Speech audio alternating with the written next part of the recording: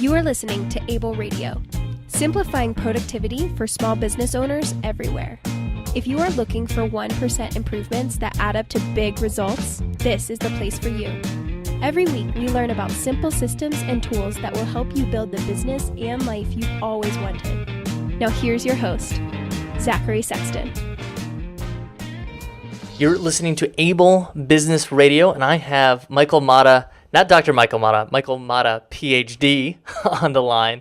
And Michael studies path dependency, which is something we're going to talk a little bit about, how you can use that in your business and your personal life. And you do it with large organizations. Can you tell us a little bit about that? Sure.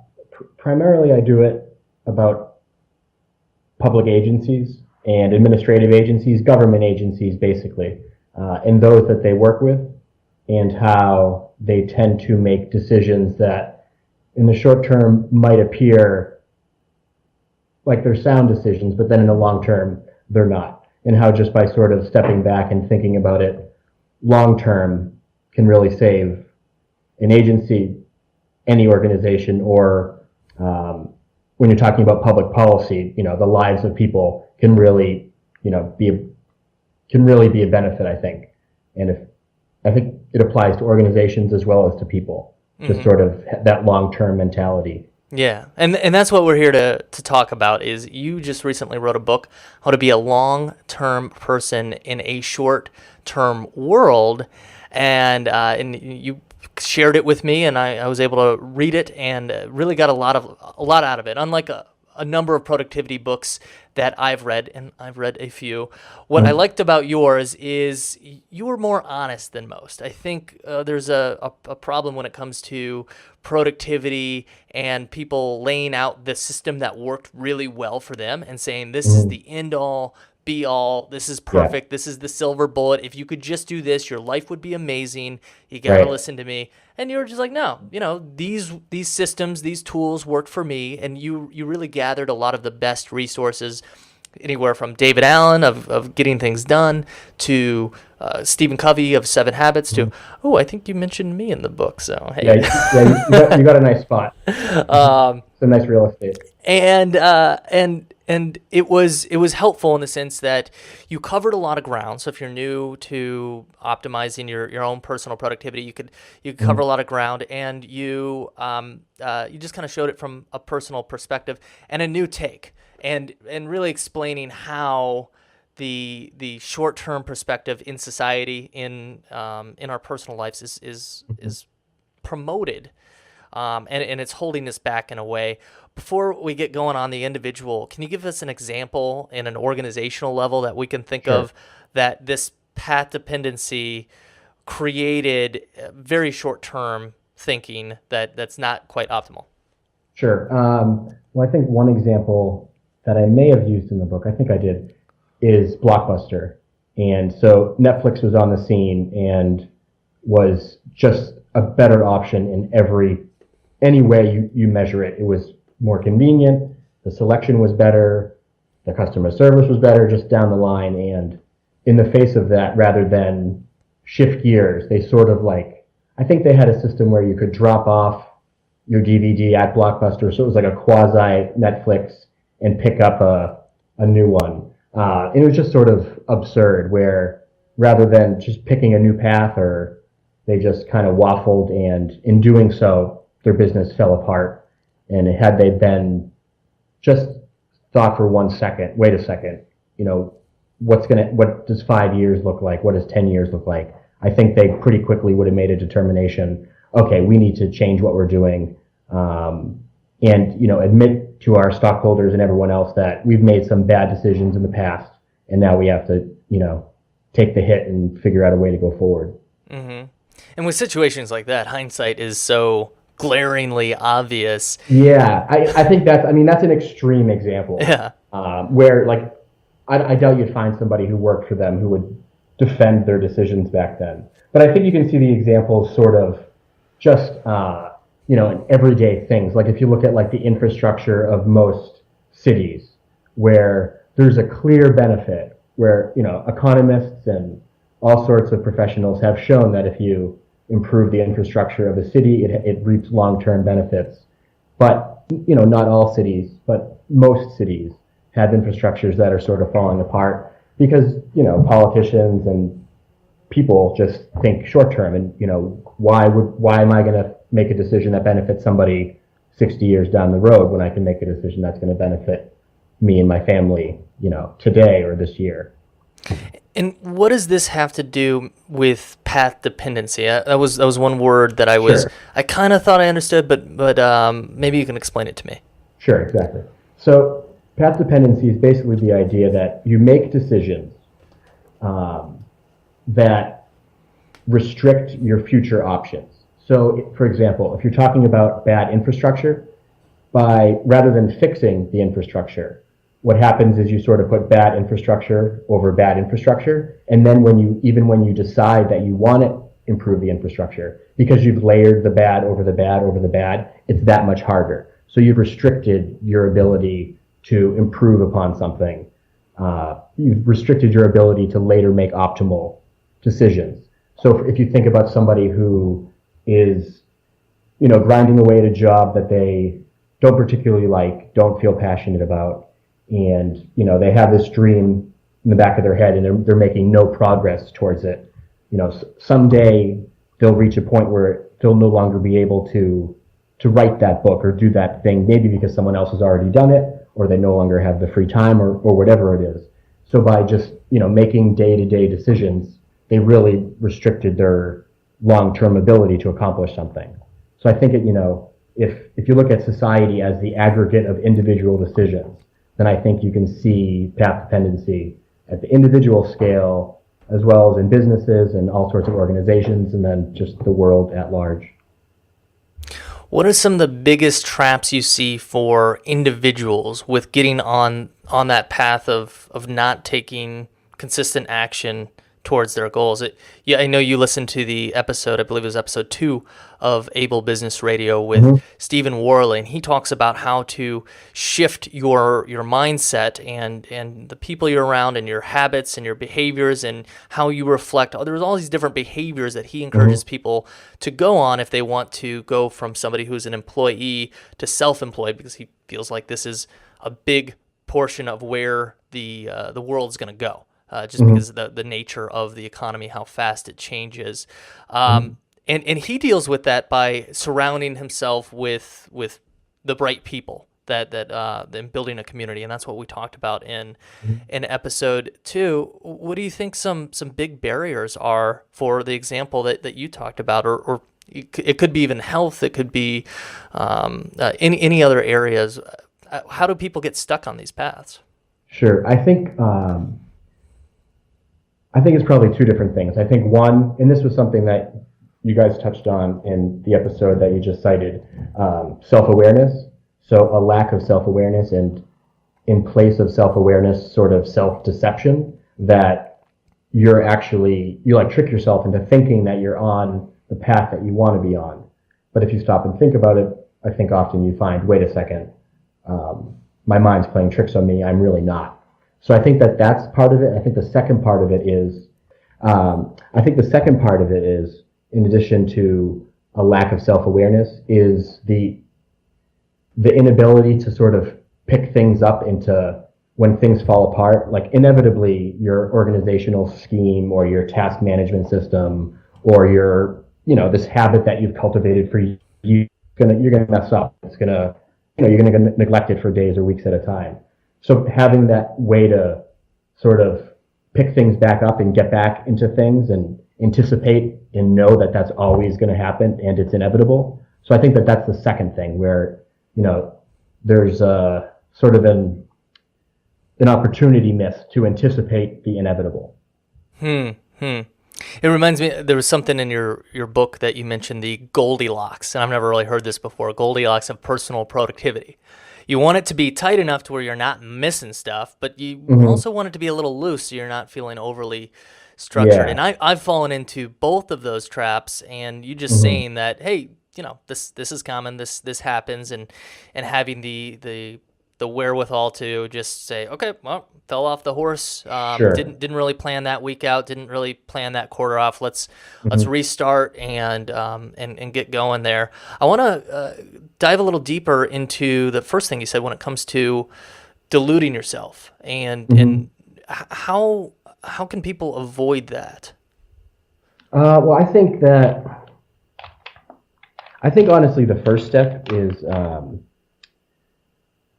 sort of getting over it's sort of like, I'm sure you've met people who would otherwise you'd think there'd be somebody who would meditate or like the idea of meditating, but for some reason they just can't get over like, oh, meditating seems silly, and they just like can't get over that little hump.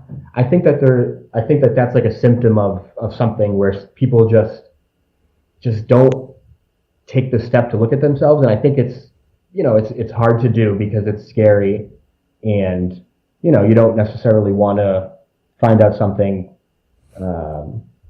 It's nice to delude yourself, I think, to some degree.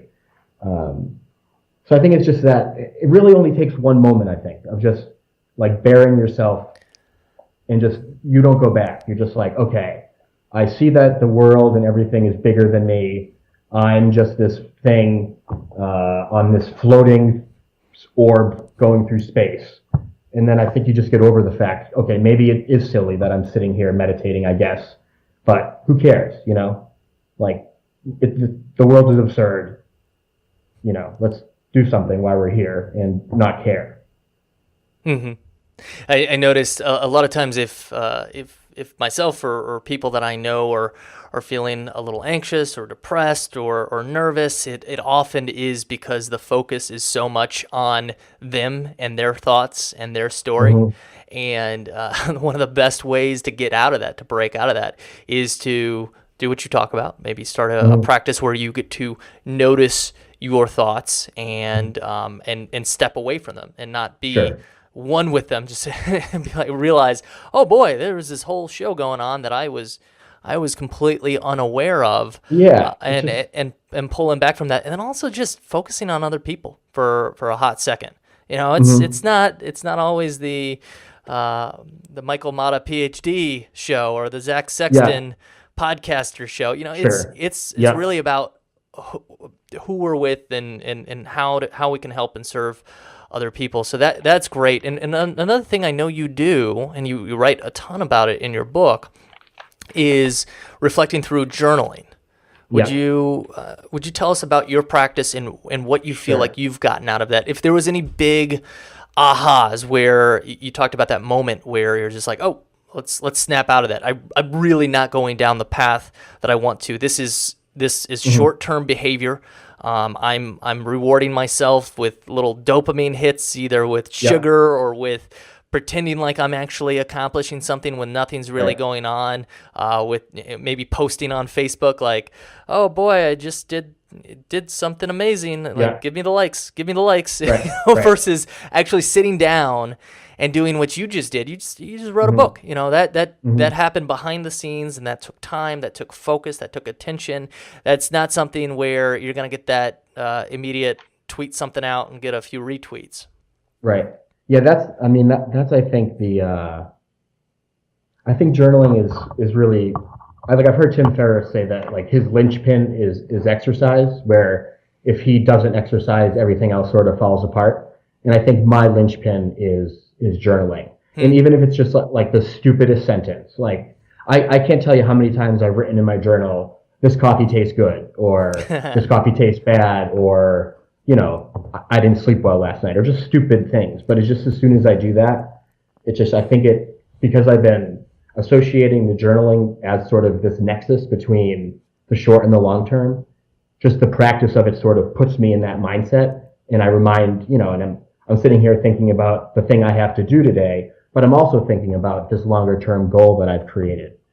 And so I think that's how journaling really serves me. And I've definitely had times where and it's always scary, I think, to go back and read prior journal entries, or at least I find it scary, because, you find, oh, like I thought I was going to get way more done, or I totally forgot I was even going to work on this part of myself, or whatever it is. But just sort of every time you do that, and every time you find something that's like, makes you feel uncomfortable, like that's good, right? Like that's something you otherwise would not have dealt with, that would otherwise just would remain unearthed. So I mean, I'm just trying to I guess one example that I think is a pretty decent example of, I was last year, one of my big goals was, I have this fiction book that I've been working on for whatever year the first Lord of the Rings came out. So like 2001 or whatever, that I just played with on and off. And a year ago, I was like, this is the year where I do it and I self-publish it, blah, blah, blah, blah, blah. And then as the months pass, I find myself working on other things. And the next thing I know, I'm working on this other book and not the fantasy book. And you just by looking back, you sort of see yourself drift in a direction that you didn't, maybe you didn't do it consciously, or maybe you, regardless of whether you did or not, you just notice patterns and things going back months or years that I just don't think the human brain is capable of perceiving otherwise. Like I don't know of another way to honestly look at your life retrospectively and gain from it other than journaling. Maybe there is a way out there. Maybe people have better memories than me. I don't know. I don't think so. I think that might be another delusion, is that people claim they have a better memory than they do, and memories are very malleable. There's been study after study of witnesses who claim they see a crime, and a person could be 6 foot tall black man to a 5 foot tall Hispanic guy, and it's the same thing. It's people just miss it, and they retell. It goes back to what you were talking about with meditation. They retell that story in their head until it's true. And the thing about journaling is black and white, and it's there, and you put yourself out, externalize your internal world in a way that allows you to go back and course correct. And it doesn't always have to. Writing is the way I think you and I do it most often, but you can do it with pictures, or with audio, or with video. Sometimes dictation is another way that I know a lot of tools are getting a lot better at that. If you, that's how I drafted my book. Oh yeah, dictation. Yeah, that's it has got better. Nice. I've been noticing that more and more. I was interviewing somebody, an Evernote expert, Stacy Harmon, who's coming out with a wonderful Evernote course, which I'm really excited about, which she's going to be launching out at South by Southwest in Austin. And we were testing it, and I was just shocked. I was like, oh my gosh. And this was just with your iPhone, and you press the little dictation app on your iPhone, and it was getting everything. And I was like, boy, this is future is here. This is nice. As somebody who maybe on a good day 40 to 50 words per minute with lots of typos, I'm excited about that that prospect. Yeah, because it's been pretty bad for a while. Like the software, just not very precise. But it's awesome to hear that it's getting better. Yeah, but you're putting artifacts back out there, and you're reviewing those artifacts. I recorded a interview with Greg McEwen, who wrote the book Essentialism, which is all about doing a little bit less, but doing what you do better. And I think I remember that. Yeah, actually, I think I listened to that, because I think actually I might be mistaken, but I feel like that podcast I might have had a thought that sort of led me to this book. Is that the podcast where you discuss sort of how you should do one thing and sort of focus in on, basically, I think, maybe I'm mixing up with another interview you did, but whoever the guest was talking about how you should sort of focus, everyone's good at one thing, and you should identify that one thing and just do that one thing.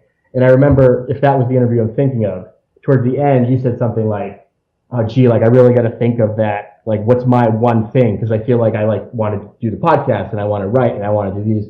And I remember, I'm pretty sure this is the interview. And I remember thinking no, you can do more than one thing. I don't want to live in a world where I have to pick one thing.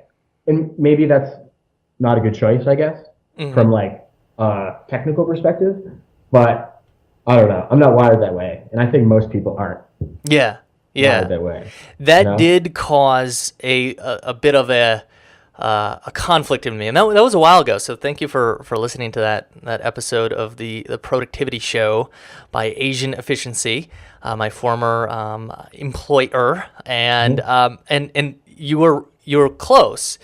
You said the book over and over and over again. It's called The One Thing by Jay Papasan. Yes, and Gary. As I was saying it, I thought that, and then I'm like, well, he hasn't corrected me yet, so maybe. Yep, but you're right. But I've actually I have read both of those books. In particular, the Essentialism one, I thought was fantastic. Mm-hmm. I think it's just that's really it's sort of like have you read Cal Newport's any of his work, like yes, Deep Work? But that's why, because I'm in academia too, so like I just love his sort of like this new world with constant interruption is just crazy, just like this is madness, and for the people who figure out it's madness, we can benefit from it, but it's yeah. I was thinking the same thing when I was reading your book. I was thinking about Deep Work, and how that's such short-term thinking. A lot of times people feel like they need to be everywhere and be on all the social media platforms, especially if you're a business owner.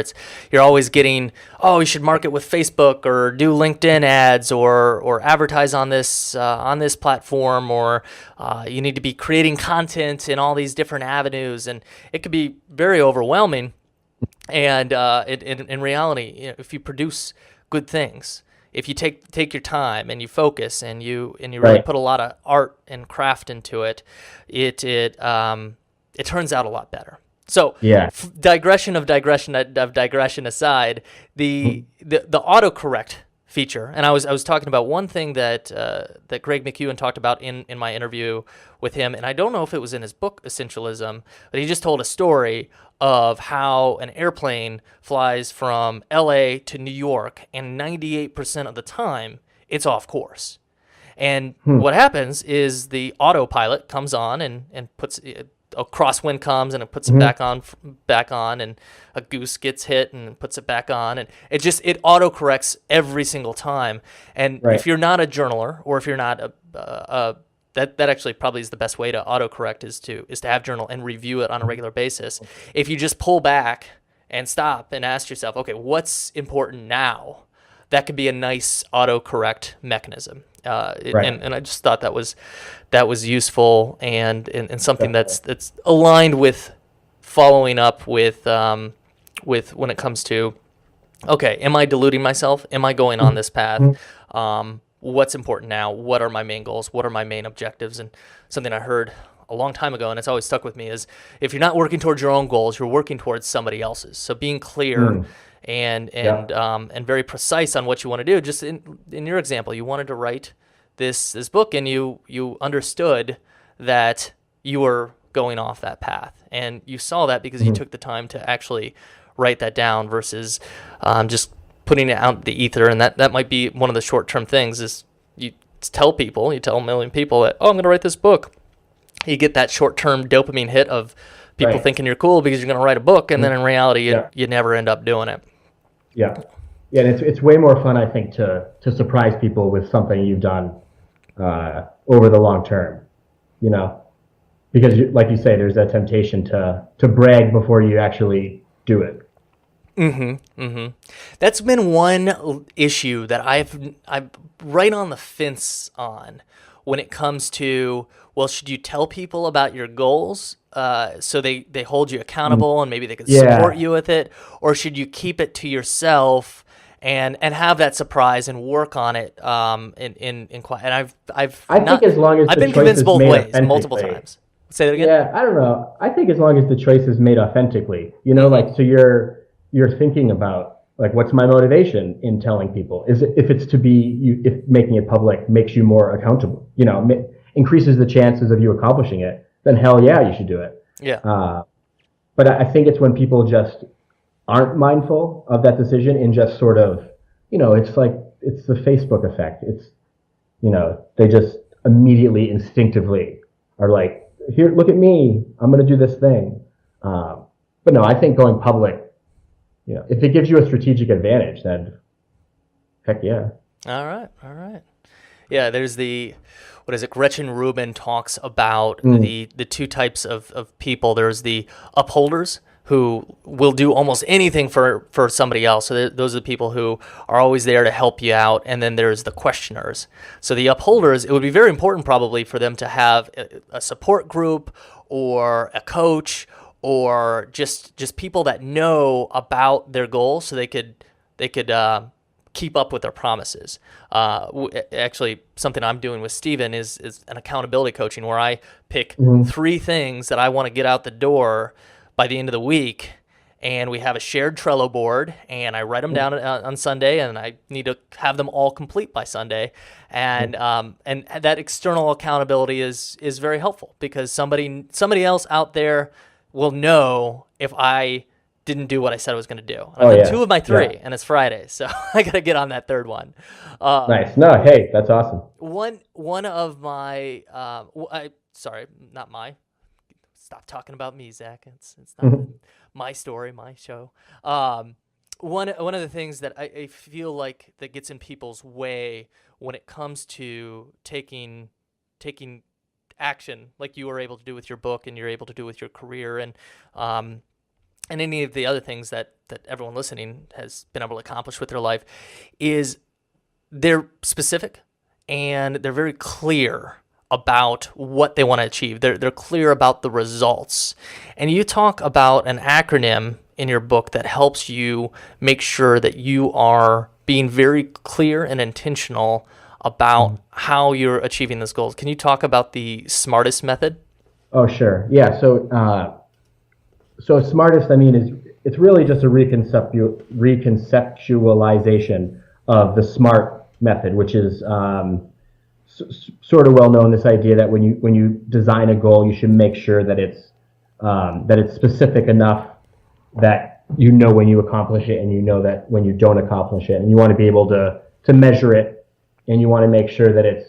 Correct me if I get any of these wrong. And A, I believe, is usually called ambitious, where you don't want your goal to be something that you know you can do. You should push yourself a little bit. R, reasonable. I interpret reasonable as meaning it's reasonable in the context of everything else in your life. I think other people have a different take on it, but I think it's important to think about the context around your goal when you're planning a goal, because no goal is accomplished in a vacuum, right? There's all sorts of other things going on. It's very difficult to accomplish certain goals at the same time.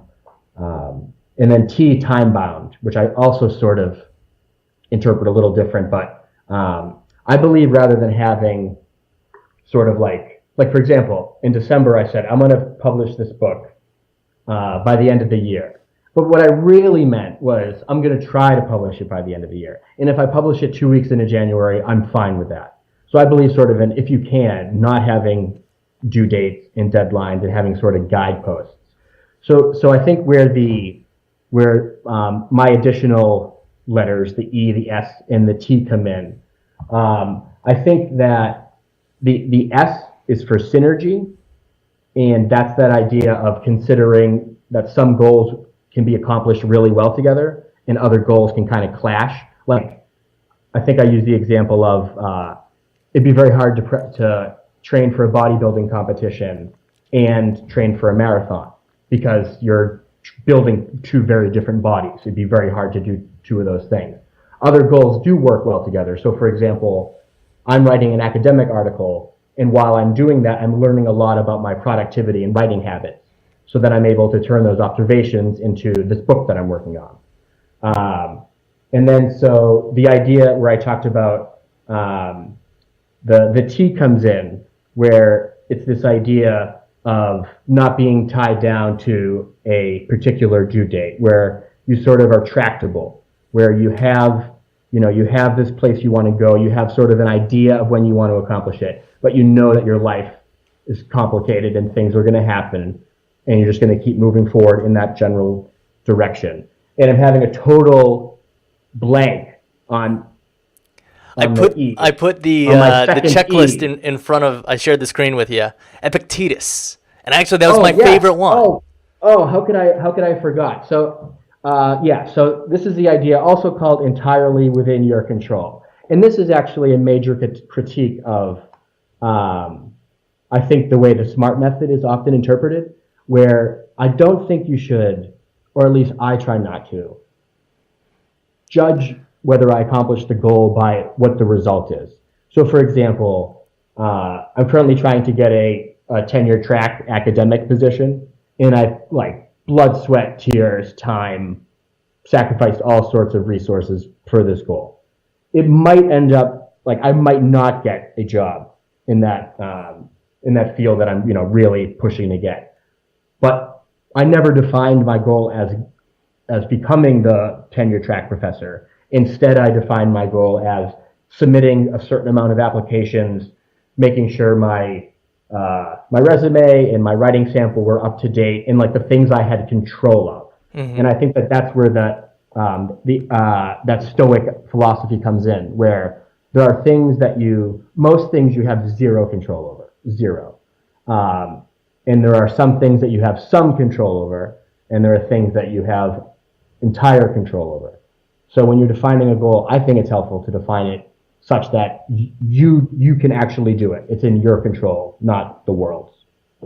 Wonderful. And Epictetus is a Stoic philosopher who taught that. Is that right? That's correct.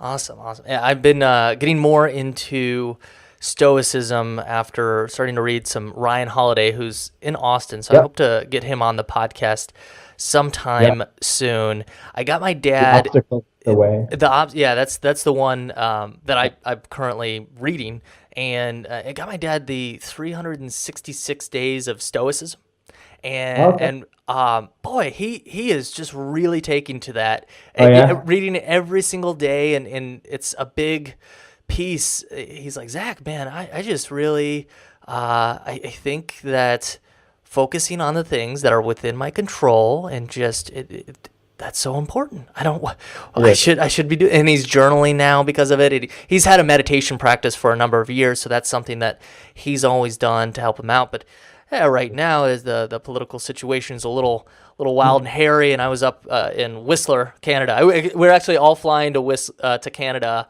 on Trump's election day, so we actually did it. Oh, wow. Or we left the United States. We came back. But his brothers were all kind of up in arms, and he was the one who was the most nonplussed and taking it in stride. And he's often the one who's gets all up in arms about these types of things. So that type of real, it's just a simple realization that, I don't have control over this. Maybe I shouldn't spend a lot of my energy or a lot of my attention or make my self-worth dependent on this outcome. Mm-hmm. It's sort of the, I think it's lead versus lag indicators. So the goals, you want the downloads, you want the email opt-ins, you want the money, you want the tenureship, you want those things, but you can only pay attention to your inputs, basically. Right. Exactly. So the lag, the lead indicators are how many papers you write and how many peer-reviewed articles you get published. The lag indicator is where you get placed and how you make that tenure track. So wonderful. Well said. Well, we're about. Can't keep you all day. I know you've got things to get up to. Is there any parting piece of advice for people out there, and then where people can reach you? How I'm definitely going to put the links to your book and your Twitter. We're Twitter buddies. That's how we originally started connecting in the show notes. But what would your guiding piece of advice be for those who to avoid the trap of short term, because it really is geared towards that. Every business that's on the Wall Street, does the quarterly returns, and the politicians are always trying to get reelected, and we're often driven by urgent emails and short term delicious cookies that we'd rather eat than get up and work out or meditate. So long term, how do we play the long term game, and then where can we find out more? I think that the most important thing is once you've established what it is you're trying to do long term, coming back to that. Because I think that so often so like, I know like in the startup world, they call it pivoting, where like you consciously choose to move in a certain direction. But so what can happen instead of that is when you just drift, right? Where instead of consciously going in a certain direction, you just drift off in a direction you never intended to go. And unless you actually take stock of where it is you're going in relation to where you wanted to go, that will happen. So I guess my only advice to people and organizations is to just check in with yourself or check in with each other. Last month we said we were going to do this. Like, have our priorities changed, or have we just mistakenly taken on new priorities? So I guess that's my general one thing, along with also, getting off of Facebook and all the easy low-hanging fruit. But all that stuff. I mean, there's a million resources for people who want to sort of go on an internet diet and cut out some of those things. But I guess, those are the two major things. Check in with yourself and disconnect. As for ways people can reach me, like you said, Twitter, and that'll be in the show notes. I've started writing on Medium. So that's medium.com/@MJMOTTAJR. So I've been doing that, and then I have a website too, mjmotta.jr.com, and I don't know when this will air, but let me know when it airs, and I'll reduce my book substantially, because I'm doing the Kindle Unlimited thing. Mm-hmm. So they restrict me on I can't make it free again. That's what I wanted to do, was make it free whenever this aired. Oh, thank you. But I'll drop it down to whatever. Just because if you're listening to this podcast, you're somebody who, I genuinely want to hear their feedback on the book.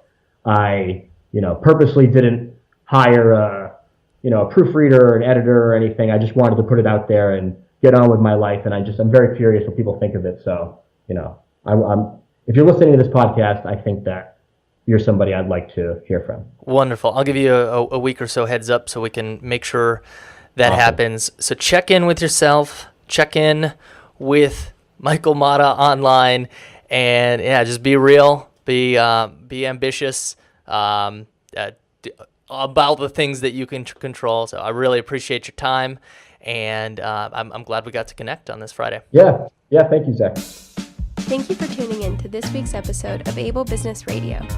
Zach wants to help more small business owners like you make 1% improvements that add up to big results. Was this show helpful? Pay it forward. Subscribing and writing a review in iTunes is one of the best ways to help more people find out about the show. Thanks again for tuning in.